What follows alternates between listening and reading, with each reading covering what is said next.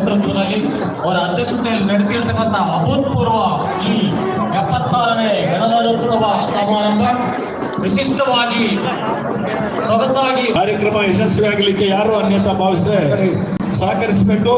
ಪೊಲೀಸರೊಂದಿಗೆ ಯಾರೋ ವಾಗ್ವಾದ ಕೇಳಿಬಾರದು, ಯಾರು ಅನ್ಯತಾ ಭಾವಿಸಬಾರದು ಅಂತ ಹೇಳಿ ವಿನಂತಿ ಮಾಡ್ಕೊಳ್ತೇನೆ. ಭವ್ಯ ಭಾರತದ 76ನೇ ಗಣರಾಜ್ಯೋತ್ಸವ ಸಮಾರಂಭ 215 ಅಡಿ ಎತ್ತರದ ಧ್ವಜಸ್ತಂಭದಲ್ಲಿ ಕರ್ನಾಟಕದ ಇತಿಹಾಸದಲ್ಲೇ ನಡೆಯುತ್ತಿರುವಂತಹ ಒಂದು ಐತಿಹಾಸಿಕ ಕಾರ್ಯಕ್ರಮ. ನಾನು ಗೌರವಪೂರ್ವಕವಾದಂತಹ ಒಂದು ನಮಸ್ಕಾರವನ್ನ ವಂದನೆಯನ್ನ ಹೇಳ್ತೇನೆ.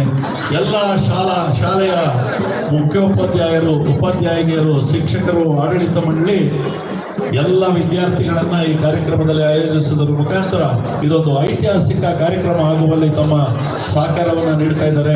ಈ ಎರಡೂ ಕ್ಷೇತ್ರದ ಎಲ್ಲ ಶಾಲಾ ಆಡಳಿತ ಮಂಡಳಿಯ ಸದಸ್ಯರಿಗೆ, ಶಿಕ್ಷಕ ವೃಂದಕ್ಕೆ ನಾನು ಗೌರವಪೂರ್ವಕವಾದಂತಹ ನಮಸ್ಕಾರಗಳನ್ನು ತಿಳಿಸ್ತೇನೆ.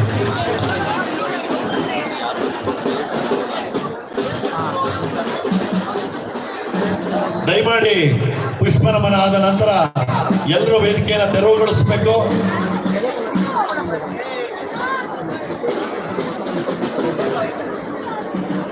ಒಂದೇ ಮಾತರಂ ಹಾಗೂ ರಾಷ್ಟ್ರೀಯ ಭಾವೈಕ್ಯತೆಯ ಸಾರುವ ಗೀತೆಯ ಹಿನ್ನೆಲೆಯಲ್ಲಿ ಈ ಭವ್ಯ ಭಾರತದ ಧ್ವಜ, ಈ ಬೃಹತ್ ಧ್ವಜಸ್ತಂಭದ ನಭೋಮಂಡಲಕ್ಕೆ ಹಾರುವಂತ ಅಮೃತ ಗಳಿಗೆ ಈಗ ಸಂಭವಿಸ್ತಾ ಇದೆ.